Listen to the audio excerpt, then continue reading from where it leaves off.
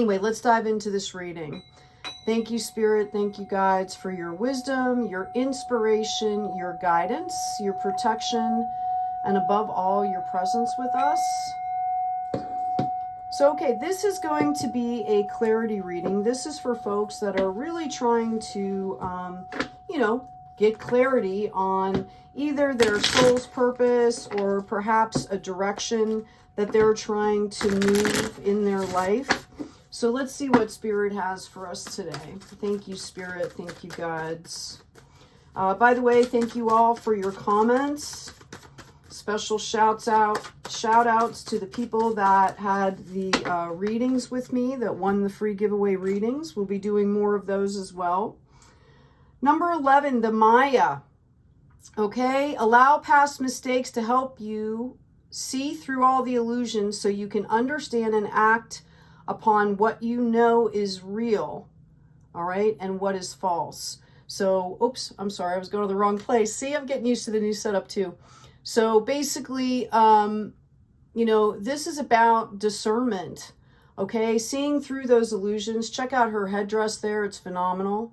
It's the number 11, all right? So we've got some angel number happening there, okay? We also have the shadow, which is number 3. Making a friend and ally of your shadow side is necessary for becoming your authentic self, a key element of true success. Our shadow side is just as much as a part of us as our light side, okay? It's like our divine feminine and divine masculine, all right? They are both definitely integral parts of us and something that we need to make friends with to integrate in order to move forward in a balanced way, all right? So let's get a couple more cards here, and then I'm going to do a tarot reading. What do we have coming out of this deck here? What do our folks seeking clarity need to understand? We've got She-Wolf, unleash the wild within. So while you're being discerning, while you are integrating and learning about and discovering and making friends with your shadow side, it's a reminder to have fun with this, okay? Life is an adventure as well. If you're practicing daily self-care, okay, and you're expanding on that practice, right, which we do daily. Once we set that momentum, it happens kind of organically. And once you do that, all right, then it's a reminder to have fun with the process too, okay? So I'm going to move these out of the way. Again, I'm getting used to my space here. And let's see what the cards have for us today. Thank you, angels. Thank you, guides. I'm going to do a 5-card spread for people seeking clarity. A couple cards wanting to come out here. I think I need to make a little more space. There we go. Let's see what's going on. Okay, we have the upside down hangman. This shows me that you are already moving forward. Whether you feel it or not, there are shifts that are happening here for you. Yeah, we've got the Page of Cups coming in your desires position here. And this is showing me that you guys are starting to understand how to bring love and that flow into your life, okay? And that this is your desire. It's a page energy, so it's a little bit tentative maybe, okay? But it's still happening for you, even if you don't quite feel it yet. It's all kind of about tuning in. You know, self-care is a great way to do that, tuning into your authentic self. In the unexpected here, we have the upside down hermit.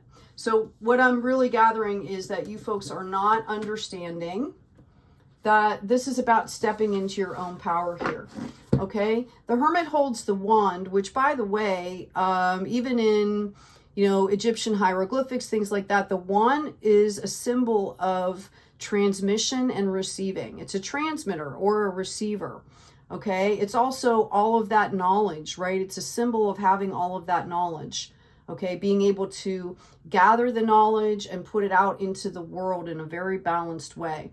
And here we have the lantern, which is that knowledge, that light beaming, like when you step into your power, right? Before you go out into the world with it. When it's in the reverse here, this is the unexpected. Okay, and that is showing me that perhaps some of you have not fully understood how to step into your power in a situation. Okay, and that again, by aligning, you will be able to gain more clarity and get into that power. Yeah, which you, the immediate future is the High Priestess. Some of you are already understanding exactly what I'm saying to you.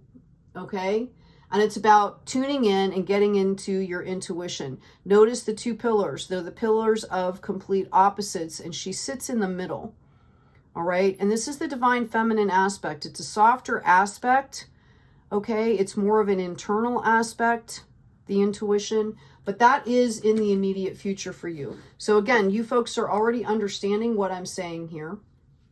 Okay, for some of you, I feel like it's kind of like flipping a switch and you kind of just get it. Okay, Queen of Swords is in the potential outcome here, which means that whatever situation you're leading with here, all right, where you've brought in the love, okay, where you want to bring in love and maybe new ideas and the flow of things, that is going to manifest for you, and you're going to hold boundaries, and you're doing it in a very soft way. Okay, divine feminine. It's complete, but it's also in a nurturing way. It's not just like cutting something off. It is having boundaries with grace, okay, is what I'm hearing. We've also got the Three of Swords. Okay, this process could be painful for you. You might be trying to let go of something that has really been painful for you. Okay, which is why you're learning boundaries.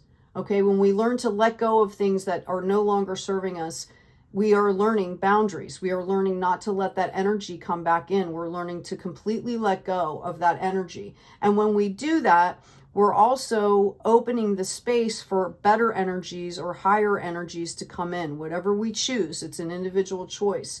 You also have the Lovers here. Okay, so for some of you, it's the reunification of divine masculine and feminine, and it causes some pain here. Okay, it can cause some pain to do this, but I believe that this is kind of your challenge here. Okay, that you are building up to this space where you can finally let something go. Let's get some clarification here for you.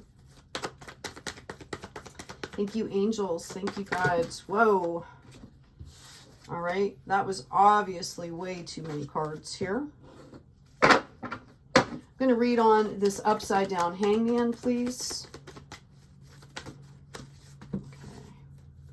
Yeah, I'm pulling out the Hierophant here. You could have been involved in a situation that seemed really unbalanced and unfair on your side of things. Okay, and the Hierophant with the 3 keys, mind, body, spirit, is reminding you that there is a higher perspective to everything, right? Your spirit guides, your spirit teams are here. Notice that the High Priestess is out in the read as well. So you are being divinely led and guided here. With this, I also have coming out here the Emperor in the upright.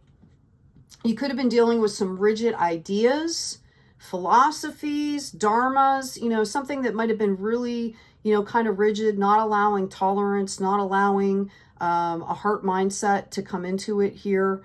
Oh, I'm sorry, it's the Empress. I read it as the Emperor. Wow.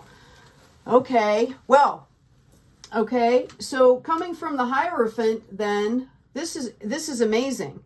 Okay, reading on the Hangman, where you might have been reflecting, you're moving on. You've got the Hierophant coming in, which is going to give you balance, which is letting you know, okay, letting you know that your spirit team, your higher self is with you 100,000%. Okay, mind, body, spirit, all coming together as one. And then we have the Empress, and I apologize. I don't know why that Emperor came in. Somebody obviously needed to hear that. 3, mind, body, spirit, right? Just like the keys on the Hierophant. All right, this is about birthing entirely new worlds here. Okay, the Empress can birth an entire planet.